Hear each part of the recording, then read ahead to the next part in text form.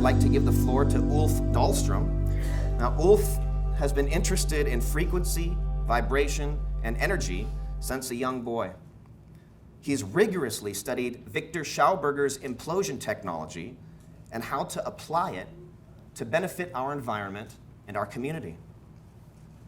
Ulf moved to the US about 35 years ago and has worked with Stan Meyer on the water fuel cell technology. So, without further ado, I welcome Mr. Ulf Dahlström.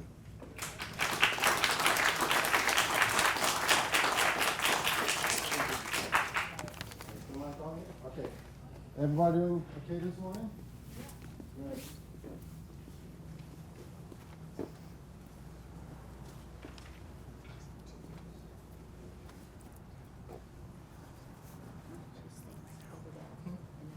Yes. Are you going to be back up or not? Okay, so we're going to start this morning with talking a little bit of the history of alternative and breakthrough energy, and a historic perspective, and bring it up to date. So everybody that is not so in tune with this stuff will get an idea of where we are today. So going to start here because I've got a lot of information to cover. Here's one of the quotes of Arthur Schopenhauer that makes sense. The truth passes through three phases. First, ridiculed. Second is violently opposed. And third, accepted as self-evident. Here is a couple of quotes from the past here. This is Lord Kelvin. Heavier than air flying machines are impossible. 2 years later, we were flying. And here's on the power of the atom. Bill Gates. And Einstein. No problem can be solved from the same level of consciousness that created it. Some thoughts to keep in mind. Okay, so let's start going back in history a little bit. And these are a few pictures from Abydos. And this looks a little bit like what could be a space shuttle.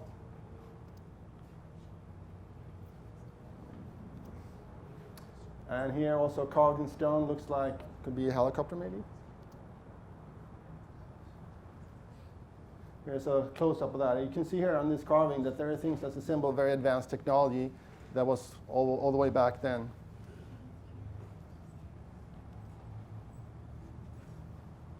Okay, this is a gold artifact that was found in Coimba culture in Colombia. And it looks like it could be an insect, but some people in Germany, they thought, wow, this looks pretty cool. Maybe this could be like an airplane. So what they did, these two German guys, they made a replica of this in wood and tried to fly it. And it turned out that they had much better flying capacity and capability than a regular airplane, very good aerodynamics.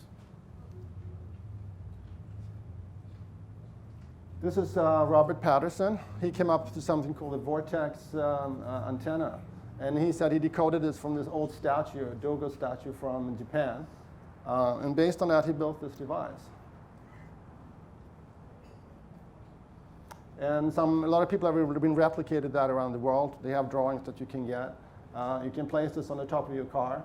And there's a lot of independent people doing different results with it. So, but it seems like a lot of people do get a lot of results in terms of better mileage and less restriction. And this is based on this vortex mathematics from Robert Patterson. So we'll go back in the 1800s. This is John Worrell Keely. He came up with something called sympathetic vibratory physics. He was a musician, and he found that by having resonance activity between different types of metals, etc., that vibration could create power.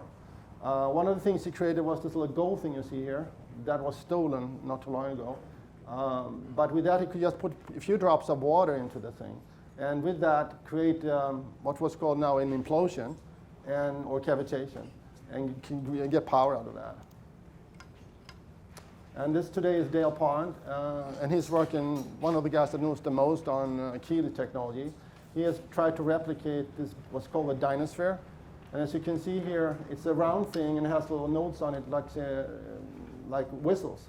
And then underneath is like guitar strings. So this thing sits on a rock or stone, and it's very well tuned in order to get energy out of it. This is an 1800s Stubblefield. He was one of the pioneers in radio. Basically, he came up with what we could call the first cell phone. in 1902.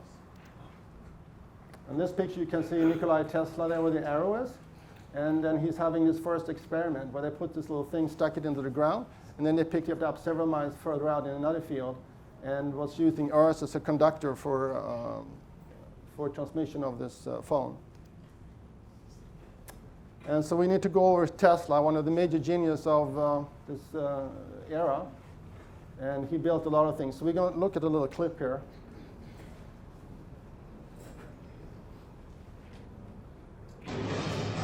You'd think you'd know his name. Every time you switch on a light or turn on your radio, his contributions are as far-reaching as those of Albert Einstein, Isaac Newton, or even his nemesis, Tom Edison.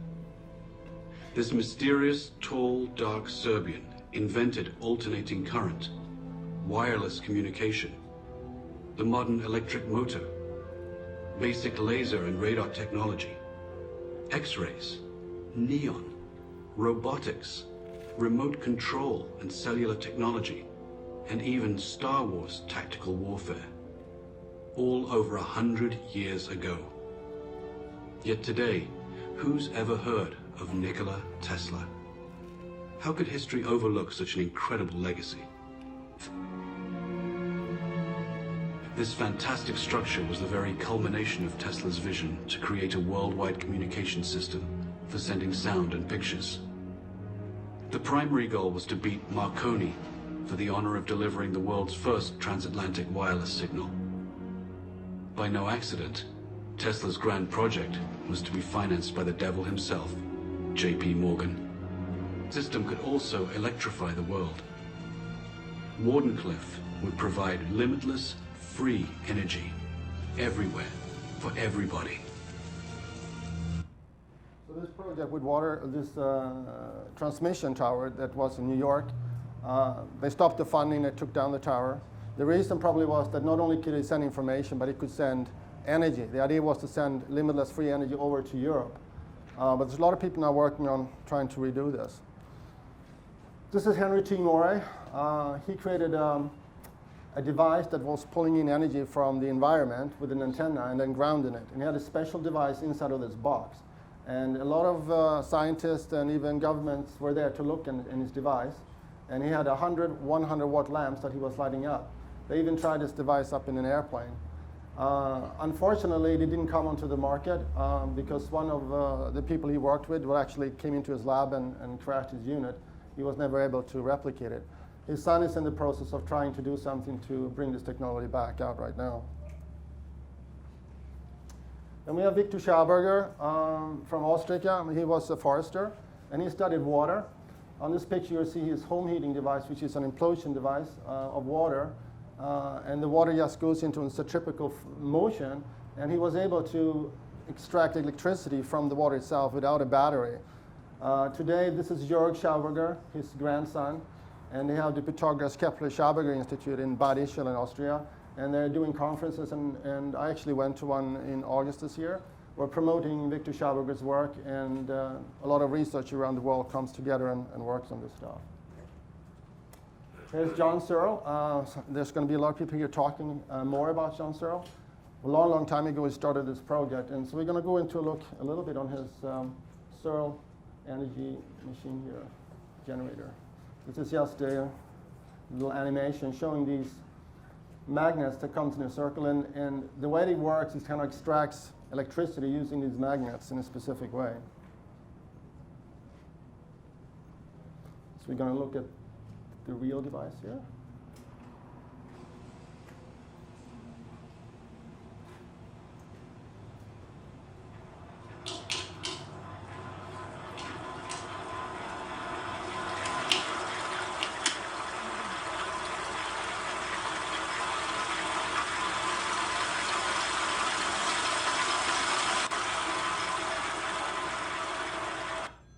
So again, there'll be more people talking more in depth of Searle's work.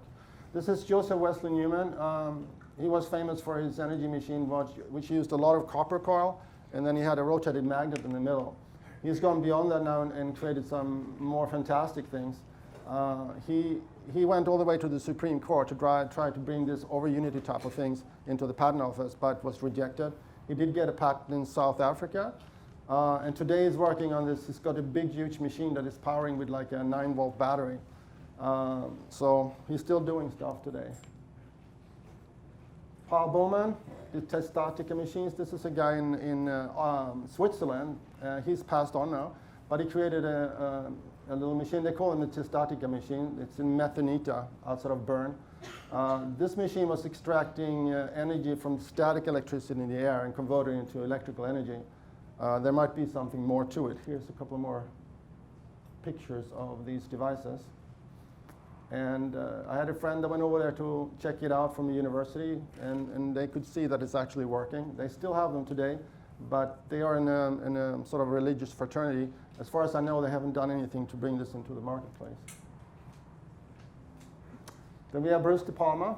He's working with Paramahansa Tiwari. He's passed on now. He went to New Zealand, but he's famous for his magnetic motor that he was working on. And Paramahansa Tiwari, he was trying to replicate a similar machine in India, which is called the space power generator. When it comes to magnetic devices, one of the earlier ones was Howard Johnson. He got his patent on his machine, and that machine was basically in the courtroom. He had a little train that it was working on only permanent magnets. And there's again more people now trying to get magnetic motors to work. Here's a clip of Troy Reed. This is from the 70s. This is a new prototype of the magnetic motor, and if I can explain a little bit about what you call a magnetic field. All magnets, the big old wooden prototype, has a system. As the motor went over, it had a tension to jerk over like that. If you take this motor here and you take your finger and rotate it, it doesn't have that jerking in it. So what I've done, I got rid of the crankshaft. I've got rid of the injectors, and the system in this motor here, as you crank this motor up, and like you do the other one, the motor will start running, and what I'll do, I'll energize it on this motor here. If you can see these amp gauges over here, this will come, when we get it up to about 150 volts, we'll unplug it and we'll turn the light on. If you turn this around where you can see this side here, all the working parts is behind this system here, operates from a little computer. It takes just 5 volts. It's 150 volts. What we're going to do, turn off all the switches, make sure there ain't nothing plugged into it. There's the plug. There's your 110 volts. Motor still running. You can operate this cable plumb around. Still got energy running. Nothing tied up in the back of it. Nothing on the floor. Rotate around, still running electricity. So this goes back into the 70s. As far as I know, this machine was not able to do an over unity, but it's very, very efficient magnetic motor. I haven't followed up on it, so I'm not sure what exactly happened with it. This is the Lutech magnetic motor. They're out of Australia, and they worked a lot on this, and it's been a long and ongoing story. This is some of the latest prototypes. As far as I know, they sold it to something from Saudi Arabia or something. As far as I know, again, nothing happening with that either.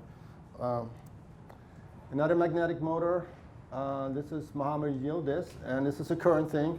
He's been in the University of Delft in the Netherlands and other places to get this demonstrated.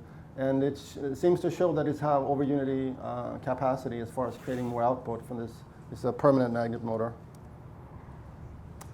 Tom Bearden, he's been working what's called a motionless energetic generator, which has no moving parts. It's pulsing the environment around us to create energy, electricity. He's got a use patent on it, and that's another thing that's also in the process. Then we have hydrosonic pumps, A hydrosonic pump is a pump that creates cavitation or implosion, and using that implosive energy in the water to create energy. In this case, creating heat or steam. So you're going to look at an old clip here from this. This is basically showing a stroboscope with a, you can see through the plastic here how the water implodes inside of this. This is spinning very, very fast. And this is a clear acrylic housing outside to see the motion here.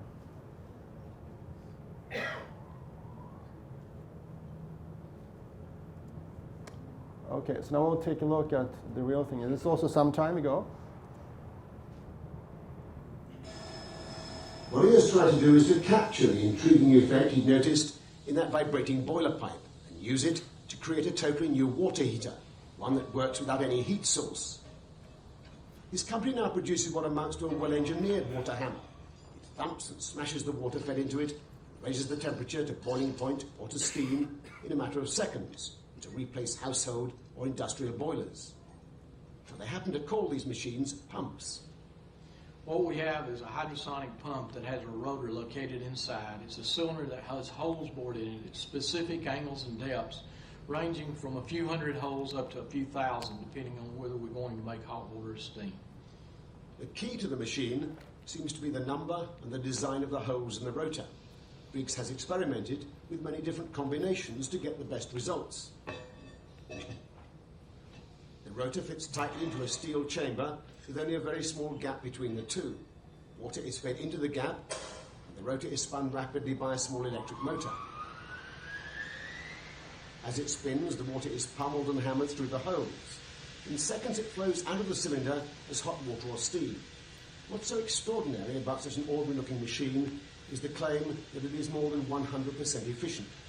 More energy has been measured coming out in the form of heat or steam than the electrical energy needed to turn the rotor. The term for this is over-unity. Scientifically, this is supposed to be impossible because it overturns the fundamental law of conservation of energy. It says you cannot get something for nothing. And yet, external observers claim to have measured here up to 70% more energy out than in. A Griggs machine has been heating the water for Albany Fire Station for over a year.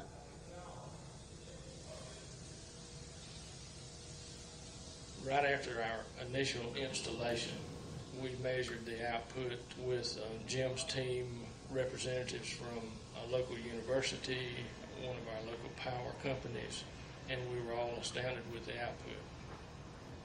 Our measurements indicated that the system was more than 100% efficient, which is very hard to believe. The average engineer would say baloney. But our measuring devices were certified, and until someone comes along and proves us different, we will say that it is more than 100% efficient. So this device is still in place, as far as I know, in this fire station. And we have John Bedini. He's one of the icons in this field. He's worked most of his life with designing different types of motors. These motors basically are rotating magnets that goes in these coils here and generating electricity by taking the back EMF and taking that spike that comes in and taking it down into a battery. And in order to that, we can take a little clip here, and he will explain a little bit of that process. Example. If you just put this battery to another 12-volt battery, you can only divide the charge between the two batteries. So therefore, you have two lower batteries. But in this instance, this 12 volts right here is only to trigger this. What comes out of here is the radiant spike, which is about 4 or 5 times over this battery. See, because now this battery, in other words, it's charging it with no current, basically. And you can see the battery has charge in it because it's barely flickering. So even if we stop the motor, see, the battery's going to go down to its original voltage.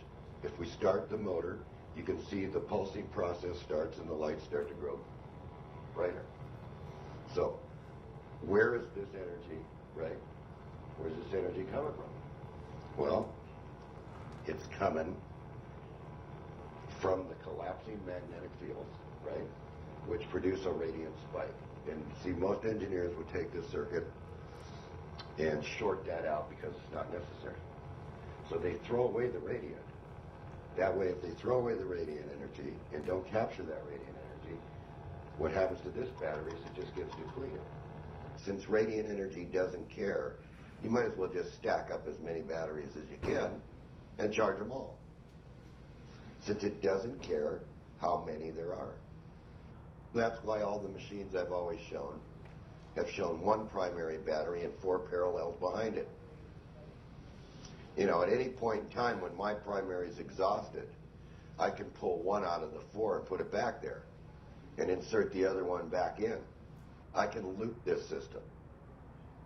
And this is without closing the loop. So again, basically what he's saying, he's got these copper coils and these permanent magnets, is spinning it, creating these spikes from the back EMF in the magnetic field. And instead of just grounding them out, he's taking these spikes, actually creating more of them, and putting that into a secondary battery. So the big battery in this picture was basically a dead battery that he was charging from that little one.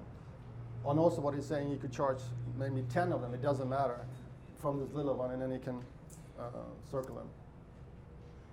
Doug Conson is another guy who just built these kind of devices, so we'll take another look here. You have a little motor right here. Now the way the motor works, it's a pulse motor. So what you're doing is you're turning it on, making this electromagnet have power, so it pushes the magnet away. So what I'm doing here, if anybody wants to know the circuit, is I take the battery, put it into the coil, and then just before it gets to ground, I put a switch on it. So it turns on and off. And here's the switch right here. It's a magnetic reed switch. It's a switch that's controlled by a magnet going by it. This flame that happens inside this reed switch has a lot of power to it. It should have as much power in there going in as coming out, because every time that coil turns off, all the energy contained in the coil comes kicking back. Now, you can take that energy that kicks back and put it into a second battery and charge up the second battery. So now, there's this flame here, and to make it vanish, conventional electric motor builds will just ground it out or something. But what you want to do is you want to put a full wave bridge rectifier. It's this component you can get at Radio Shack for $1.50. It changes AC into DC. Look at that baby go. Here's the battery being charged here. Watch the volts on it. See, look at this. 12.65 already. 12.66. See, it's going up. And it's going to go all the way up. It's going to go all the way up to 14 if you want. So a few days ago, I ran this motor for 50 hours. And I rocked the batteries forth. I switched them back and forth about 3 or 4 times. And at the end, I still had like 12 point something volts, and I could have gone a lot longer. So what this is it's a motor. I call it an over unity motor, in that you're using so much power and you're always charging up another thing. So you always have a stack of batteries being charged when you run out of your batteries on the other side of the system. It's like the simplest thing in the world. And it's a motor, which means you can turn a generator with it. And now all the electricity the generator makes is free. Or you can turn a water pump with it, or anything you want, or a car. You can stack these. You can make 12 on a shaft if you want. So that's what I'm looking to have, is like a commercial unit people could buy in a store, something like this. Just something that runs on car batteries, charges car batteries, and you have excess power with a generator to do whatever you want with. So again, that's another example of application for the Bedini technology. This is the Keppe motor. This is a guy who's a psychiatrist from Brazil, Norberto Keppe, and he wrote a book, The New Physics Derived from Medin's Inverted Metaphysics. And based on that book, there was a couple of engineers that said, well, maybe we can do something with this. So they created this motor based on these concepts of different type of physics. And right now they're actually manufacturing these. And as far as I know, they're not over-united, but it's super efficient engines.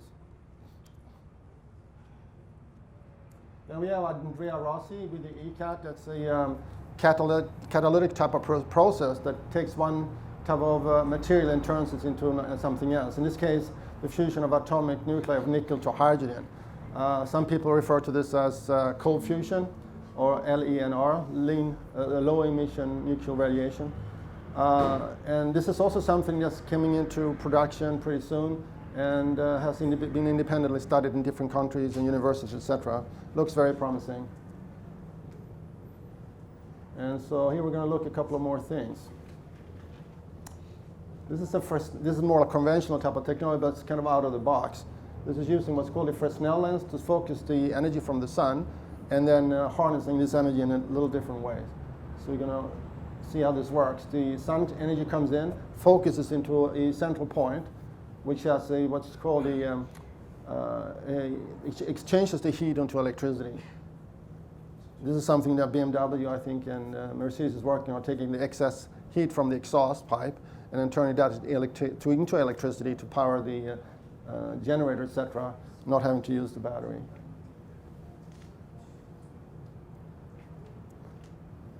Okay, so here's a guy who has built one of these kind of things. This is a very standard prototype solar furnace made of a Fresnel lens from an old recycled big screen television. I've placed it in an aluminum frame, and near the focus here we have a heat collector and a heat exchanger we can run water through to generate high pressure steam. We can generate approximately 1.2 kilowatts of heat energy from this lens, which is about 60 inches in diameter, using nothing but sunlight. This is a basic illustration of those solar thermal generators I've come up with. The idea is to take the heat of the sun and use it to generate electrical power as well as hot water for a sustainable home. Here we have standard solar heating panels to create hot water that runs anywhere from 160 to 180 degrees Fahrenheit, depending on how hot it gets. The hot water carries a great deal of energy to the focus of a Fresnel furnace. This lens captures about a kilowatt or more of sunlight power and flashes this hot water into steam at high pressure. That high pressure steam operates an electrical generator. We recover the hot water, which goes to a hot water storage system like a cistern or any regular hot water tank, and we get electrical power out of it. We're getting about 60% electrical conversion efficiency, and the hot water is a free bonus. So you can put a number of hot water collecting panels on your roof, and the heat of the sun can be used not to create just hot water, but also electrical power as well with high efficiency. How much power will this system produce? We're targeting about 6 kilowatts of electrical power in about 10 square meters of roof space. And how many bedroom home can you run with that? Well, most homes draw about 30 kilowatt hours of power a day. 5 hours of this operation would run a standard home.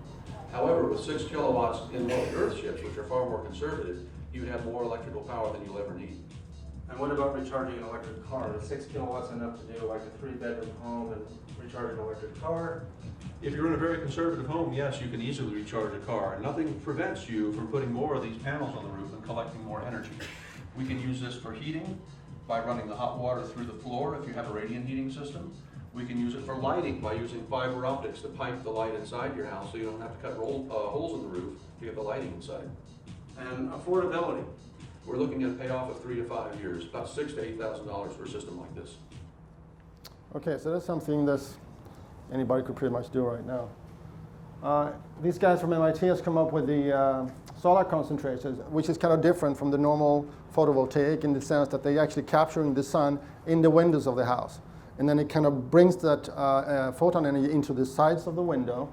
And they're saying that you get about 50% better than the normal photovoltaic cells. And I'm not sure if this is in production yet, but it also looks like a very promising type of technology. Another spin-off that is from the space shuttle program is this what's called ceramic paint. And this is available here in the US right now. Very good insulation properties. You can use it for cars, houses, inside or outside insulation.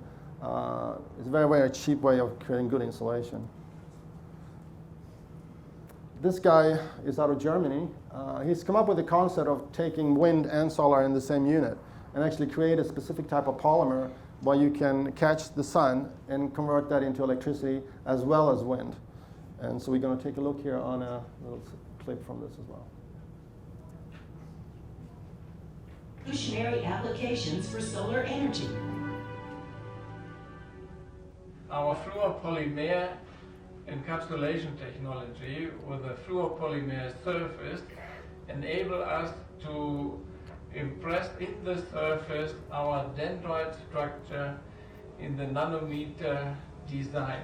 We are absorbing light from all angles. The light is directed onto the solar cell. That means we get a higher efficiency of the daily output or the year output.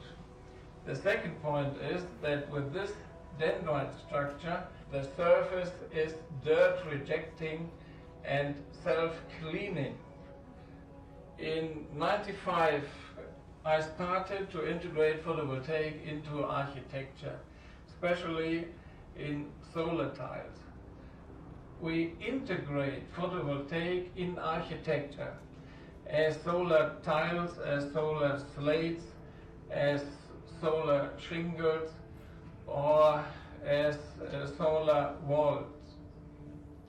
Byrne discovered that by using his encapsulation techniques, specific types of solar cells can now be curved, opening up the application to lay solar cells onto powerful 3D surfaces.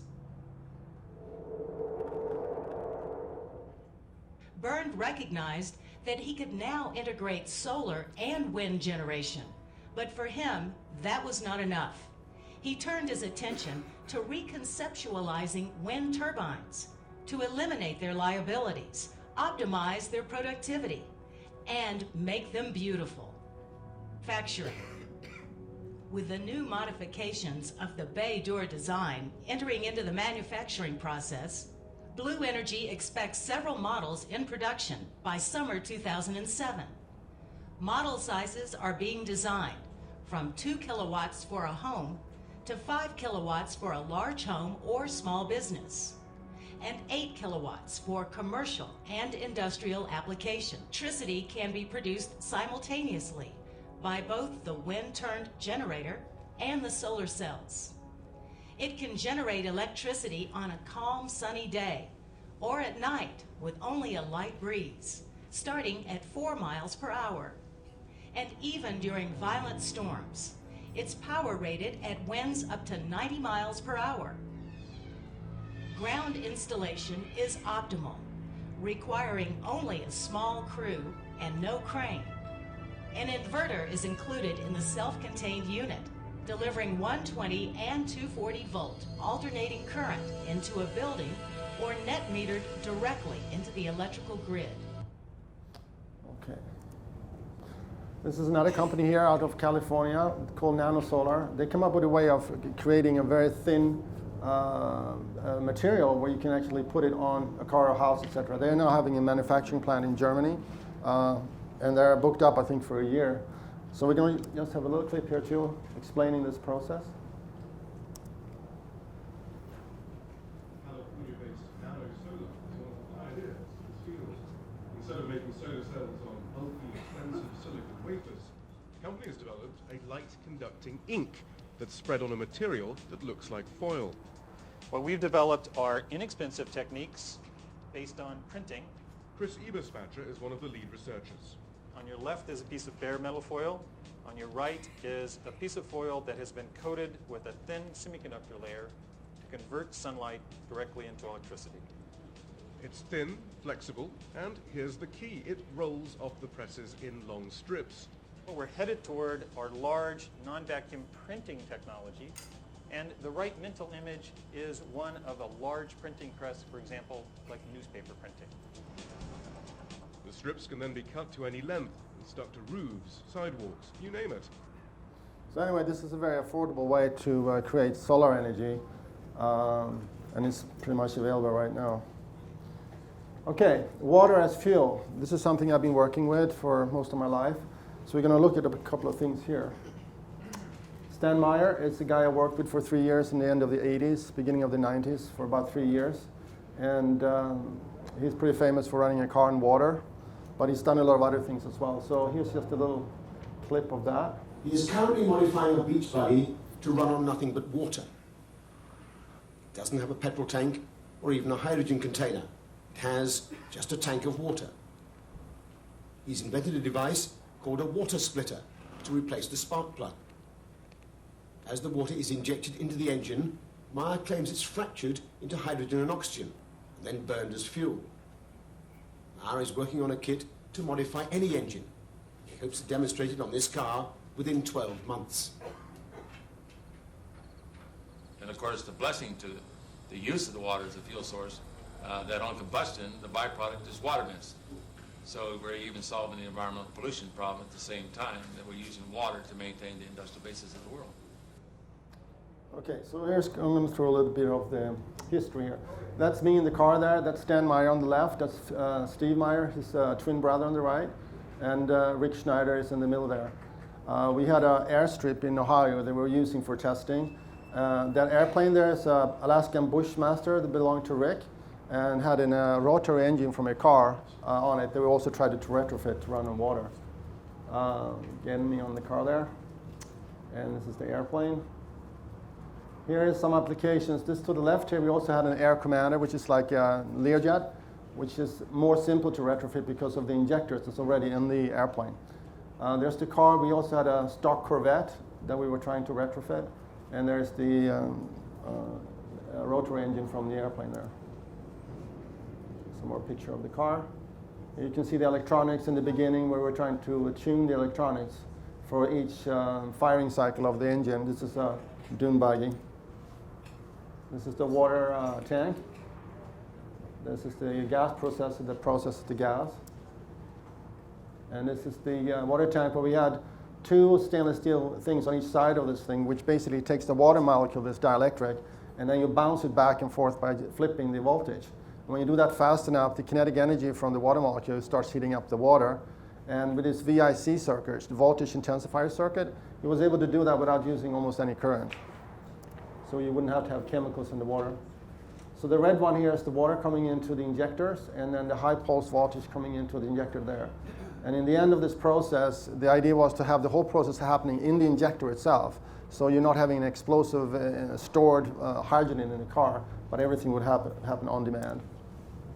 Here's a couple of pictures of the initial injectors. There's a breakthrough of the injector where it's isolated inside here, mixing the gases. Here's another device, which is it's called the EPG system, electrical polarization unit.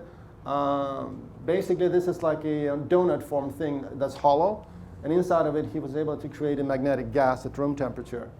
That magnetic gas then was excited. In this early prototype, he had an electric motor in the center to move the gas around. And then he had an electrostatic filter, and in the end, he was using just a LED or a light source to excite the molecule so that it creates like a sine wave of this magnetic gas. And as that gas starts moving around inside of here, it induces the current. And so there's copper wire around it. And he was able to get 2- and 3-phase electricity out of that. And I know there's other people here that's going to talk more about that, that's trying to reproduce these kind of systems. Here's a couple of pictures of these. And I believe Ross Grease is here and have something he's trying to work on this right now. This was the last thing Stan was working on. There was a home heating system. And he was just in the process of going into the market with that when he passed on. It's another picture of that. This is another system where you take the hydrogen that's released from splitting the water molecule, and he created something where he takes and plucks off the electron from the hydrogen atom, which only has one electron. Then the proton tries to stabilize itself by grabbing another electron. But in this case, he created something called an electron extractor sink to prevent the proton from grabbing that electron. What happens is that the proton goes in a very unstable state. And instead of an explosion, you get an implosion. And the implosion energy that's released, according to estimates from Stan, the equivalent value of 1 gallon of water would be about 144,000 gallons of oil, to give you an idea of how much energy, potential energy would be available there. This is Steve Ryan. It's a guy from New Zealand, where I lived for 3 years. He created a process of turning water or modifying water to run, in this case, he was trying it on a motorbike. So we'll take a look at this clip. We are taken to an Auckland warehouse to check out Steve's water fuel. And basically what we've got is just an internal combustion engine. It was a Suzuki motorcycle. It's a 350cc engine, carburetor, fuel tank, fuel. Okay, so it looks like water. It is. It's a water-based fuel. What we're doing is just tipping some in here. Yep. Yep. And what we're going to do is put a lid on there. Right, so that's for me to hold. That's for you to hold, please. Because we're going to test this later on. And I'm going to just tip it in here. which is a fuel tank. And then what we'll do, I'm just going to get you to stand back for a moment. And then what we're going to do is stand back a bit and we'll crank this up. Oh,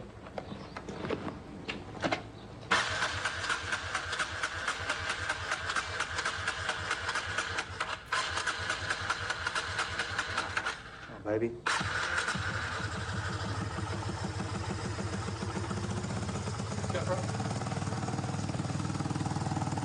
Right around, be nice to it.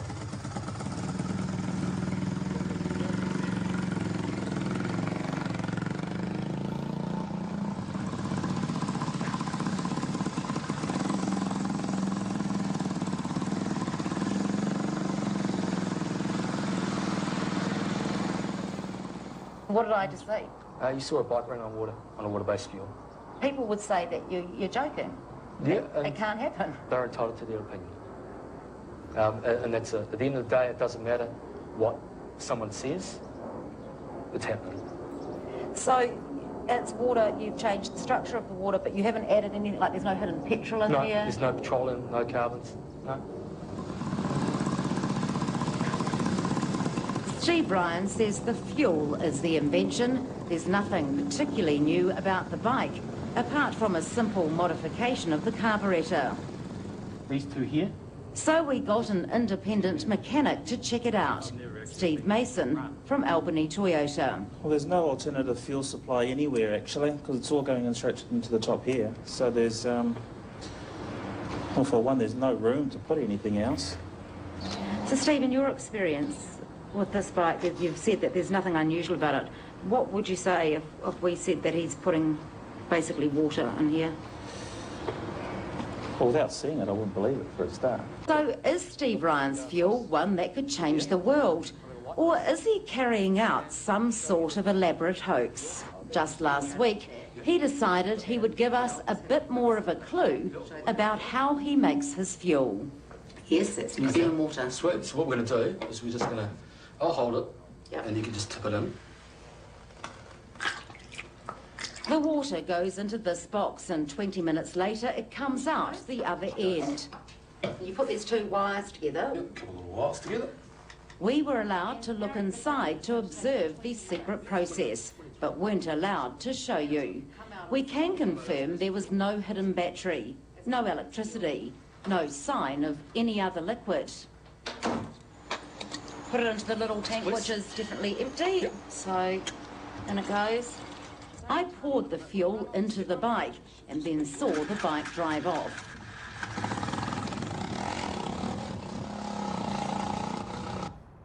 So then this again is a case of a guy that had a website. He was going to bring this out in the marketplace.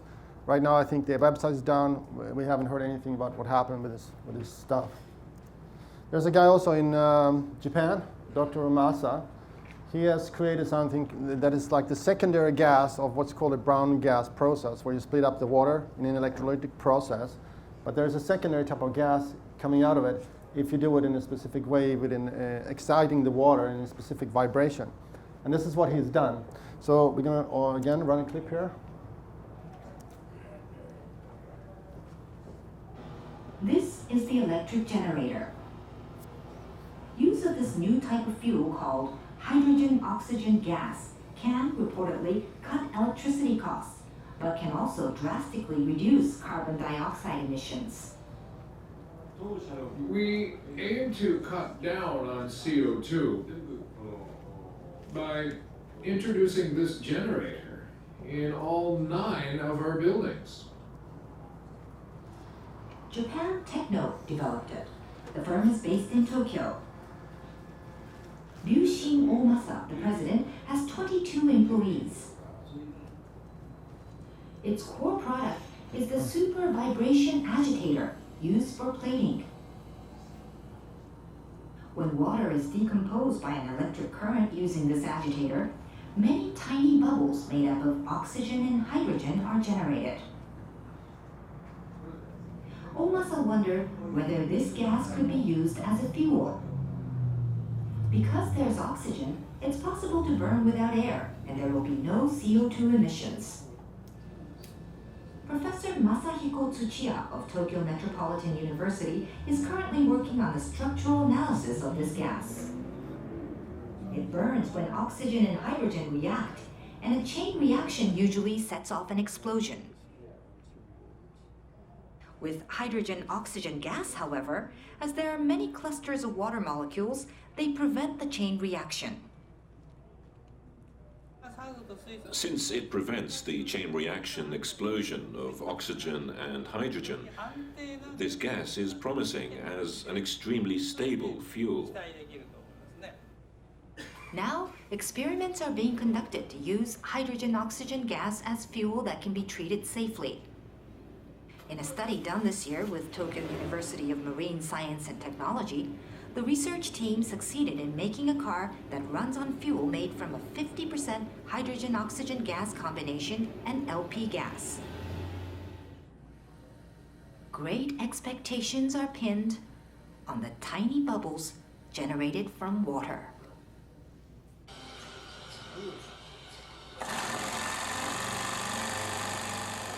タンクに溜めた酸水素ガスを燃料に小型エンジンを動かすことができた。空気の取り込み口は塞いでいる。ガスの中に酸素があるため燃焼時に空気中の酸素が必要ないからだ。水からできた燃料のため燃焼後はまた水に戻り有害な排ガスは発生しないという。非常に安定な圧力を加えても爆発しない。インフラとして整備して自由に給油でと同じように給ガスができるような状況が作れれば。So this looks very, very promising. They are working on this right now. The process of extracting the secondary gas is actually very inexpensive. And the normal water molecule, the covalent bonding is like 107 degrees or something. When this changes, the actual water molecule changes to 180 degrees, and it keeps it stable there. So then you can put it under pressure. You can put it in a car that's run on LPG, these kind of gases, and actually run it on this gas, like you showed with this little engine here. It's the possibilities. This is Rafael Morgado. He's come up with a very novel type of engine. My name is Rafael G. Morgado. I am the inventor of the Mighty engine. That's spelled M-Y-T, means massive yet tiny. The simple row cylinders configuration, which is 32 cylinders, or equivalent of, is 850 cubic inches. We have a back-to-back version, which is equivalent to 64 cylinders, that is 1,700 cubic inches. Hence the word massive, yet tiny. In reference to the physical size, it's 14 inches across, 14 inches deep. Now this engine replaces a 5 feet long, 4.5 feet, 2 feet wide, 3,000 pound big rig engine. If you guys are seen the big rigs, that's the engine. So basically 3,000 pounds will be replaced by 150 pounds. They're the same displacement, 850 cubic inches, 850 cubic inches, except that's only 6 pulses or 6 cylinders, massive 6 cylinders. This is 32 pulses, all right? So basically, unfortunately, I don't think you will see this under the hood of your car. The car manufacturers will not give you 850 cubic inches. It's just too much power, right?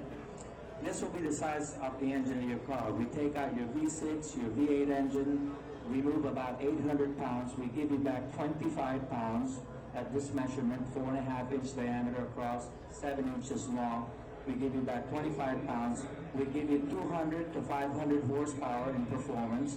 If you want fuel economy, as long as you run diesel or biofuel, which we recommend because it's the only fuel that we have run where you don't need to change oil.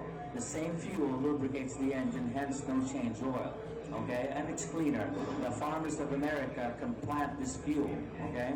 Now, I guarantee, if you do that, I guarantee 150 miles to a gallon because we still have not taken into account what happens when we remove 800 pounds from your vehicle. That's still wide in the open, right? Now, we all know that a V12 engine will always make more pulses than a 4-cylinder engine. We've got about 30 cylinders in this package. Now let's get back to the prototype. this is prototype number 1. The actual design, the only job it needed to do was to prove the theory, okay? But since the internal components of this engine is already under the hood of your car, in other words, nothing brand new, just configured in a different way. So it's proven for the 100 years, I just configured it in a different way. So it has a very, very high mechanical efficiency rating over 100 years of development, right?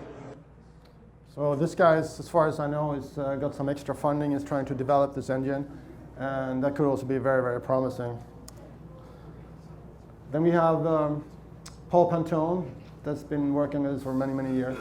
And so this is like the plasma reaction motor, where he's creating something that happens in this little pipe here, where you can reduce the consumption of fuel quite a bit, and also takes away the pollution. So again, we will look at a little clip here.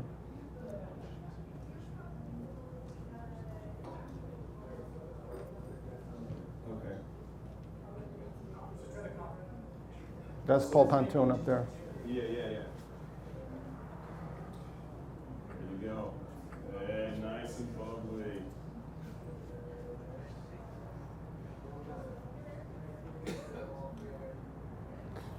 So basically they have like 7-Up and coffee and some little bit of fuel in there.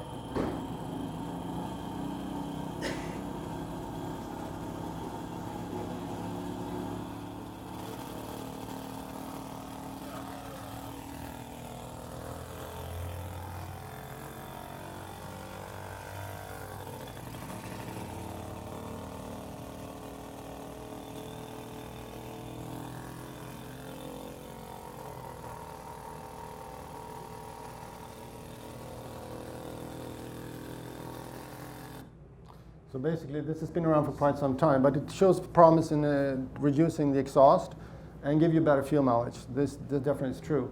You can mix it with different types of fuels. Now, this is something that is called HHO boosters, where you take an electrolytic process between different types of metal plates to create hydrogen oxygen gas. These are now available. You can buy kits or on the internet. A lot of people are doing these themselves. So this is something that's happening right now.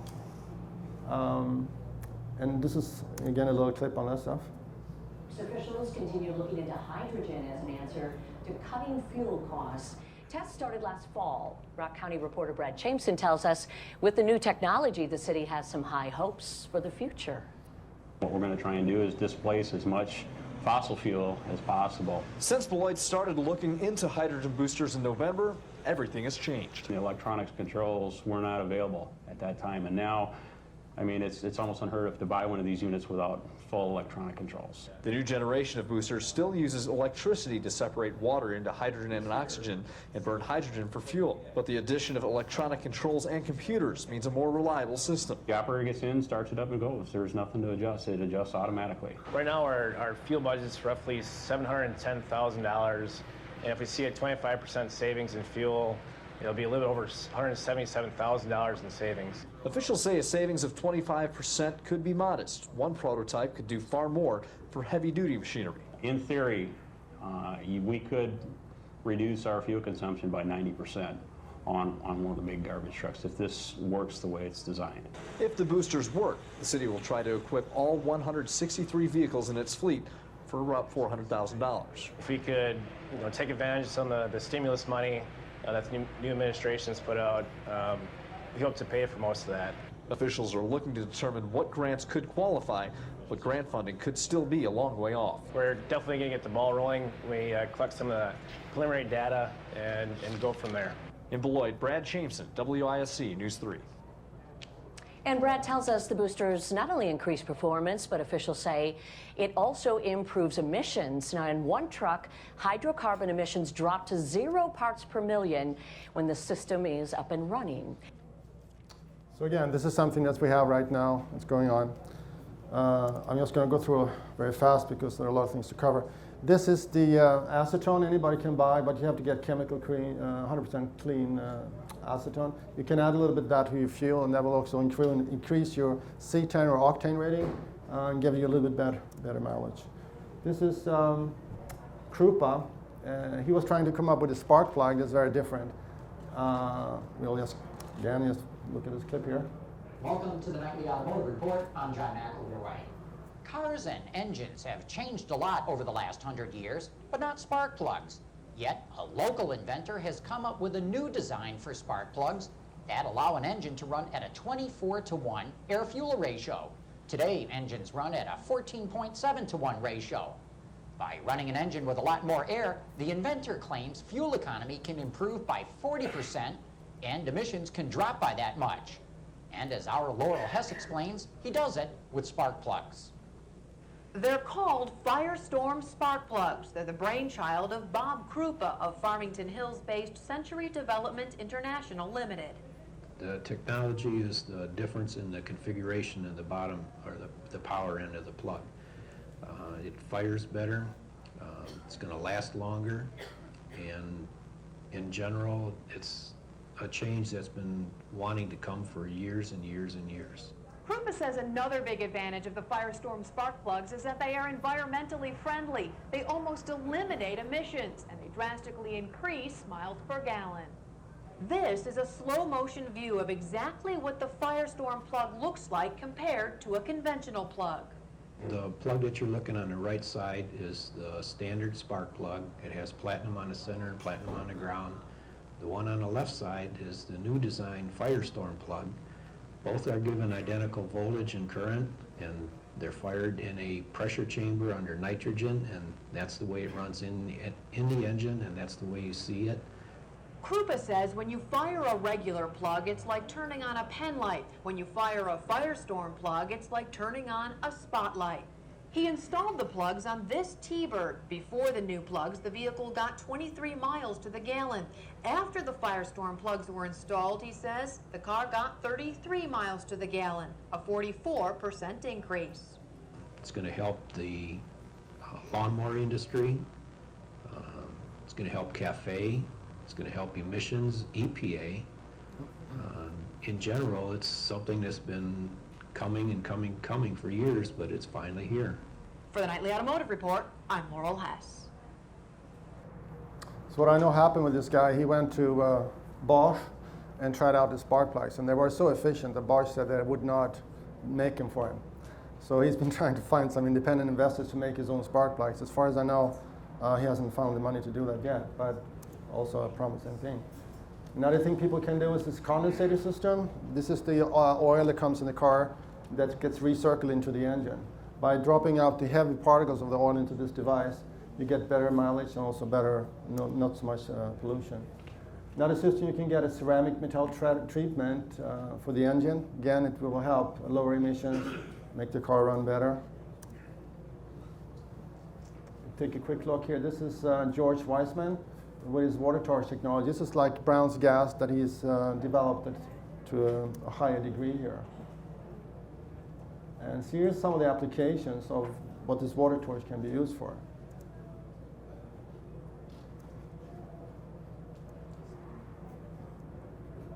And the last one there is a pretty hot potato. So again, a little clip here. It's just showing this properties of this flame is very interesting. You can put your hand next to it won't burn you. You can cut in tungsten with it. You can weld with it. There's no exhaust or bad stuff when it runs on water, and no smoke.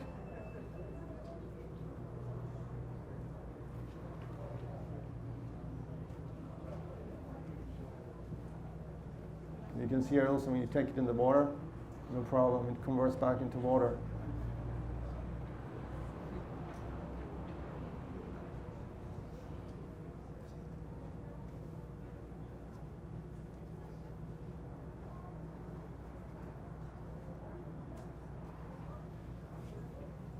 And these kind of torches you can actually buy now.